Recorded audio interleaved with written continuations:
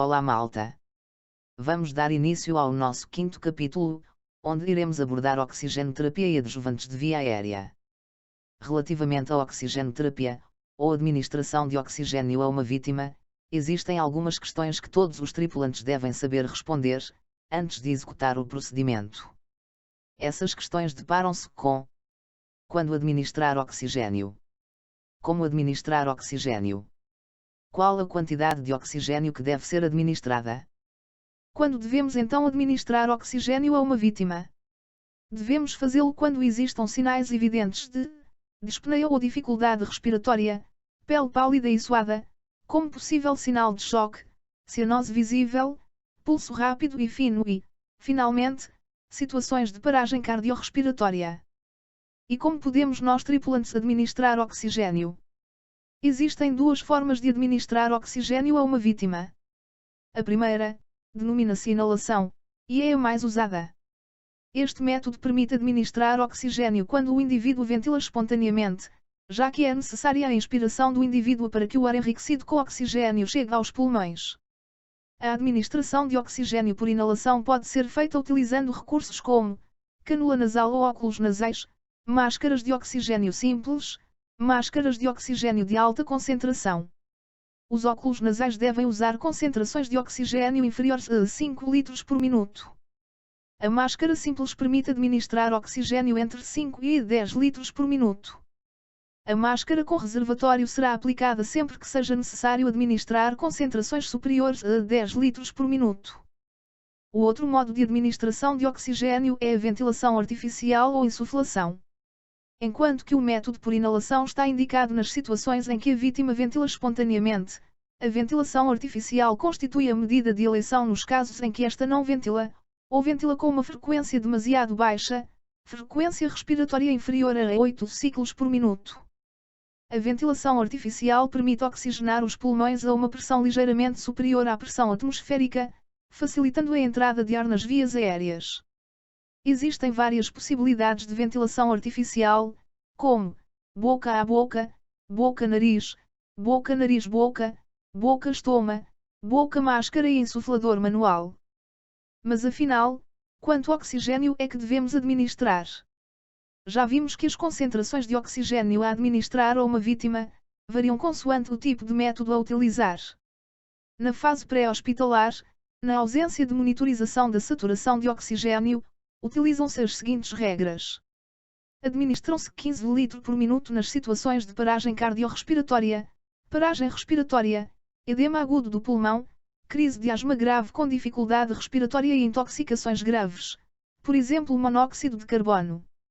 Administram-se 10 litros por minuto nas situações de origem cardíaca, como o infarto agudo do miocárdio, ou situações que afetam o aparelho cardiovascular, exemplo politraumatizados em choque. Administram-se 3 litros por minuto nas restantes situações. Atualmente defende-se que, tão importante como o débito a administrar, também é primordial a percentagem de oxigênio que se administra. Para meios com oximetria de pulso disponível, administrar oxigênio titulando o débito de acordo com os valores da oximetria. Devemos assim, garantir oximetria superior ou igual a 95%. Sabendo que na vítima crítica grave estes objetivos nem sempre se conseguem alcançar. Nestas condições o limite aceitável de oximetria de pulso é entre 90% e 92%. Se a vítima tem doença obstrutiva pulmonar crónica, as oximetrias devem permanecer entre 88% e 92%. Algumas notas: não se deve administrar oxigênio nas intoxicações por paraquat, não existe necessidade, na maioria das situações, de umidificar o oxigênio na fase pré-hospitalar em virtude de ser uma administração de curta duração.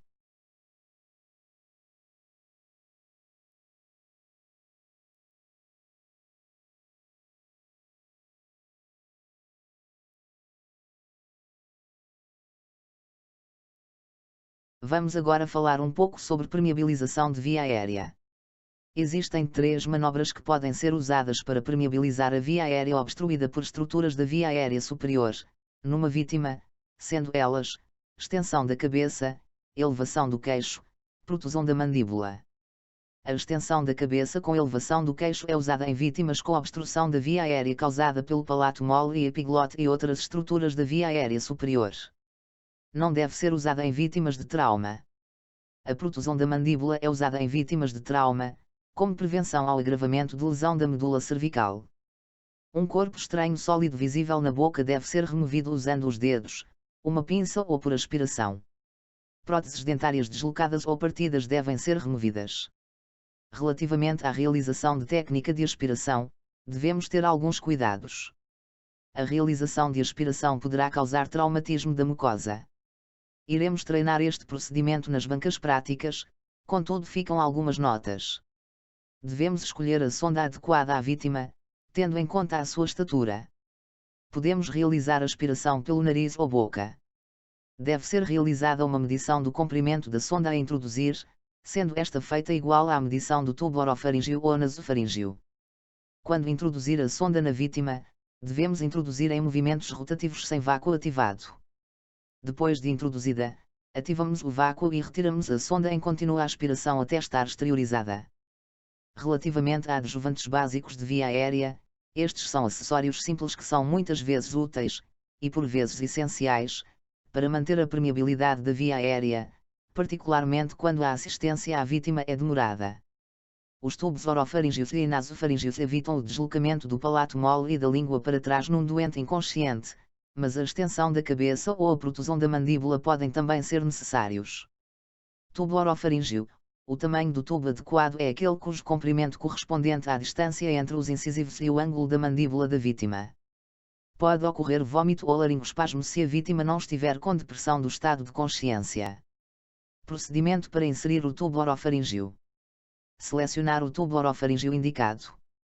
Abrir a boca e verificar se não existem corpos estranhos que possam ser empurrados para a faringe durante a introdução do tubo. Se forem visíveis, retirá-los previamente à inserção do tubo. Introduzir o tubo orofaríngeo na cavidade oral em posição invertida, isto é, com a parte convexa virada para a língua. Introduzi-lo até passar o palato duro e então rodá-lo 180 graus, de forma que a parte côncava fique virada para a língua, e continuar a empurrar em direção à faringe.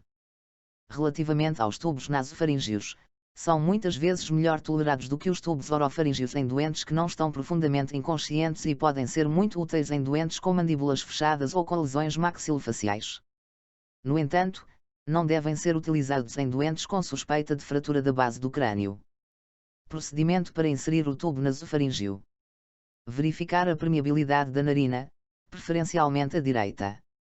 Lubrificar o tubo usando lidocaína em gel ou similar.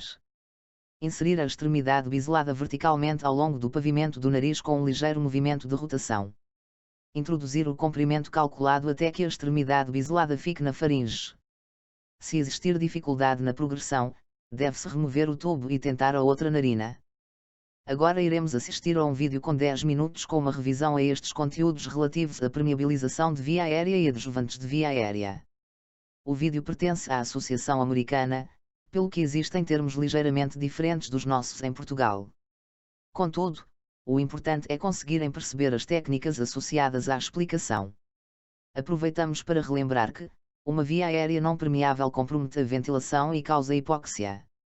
A hipóxia causa irritabilidade, confusão, letargia, depressão neurológica e alterações do estado de consciência. Em casos extremos levará à paragem cardiorrespiratória.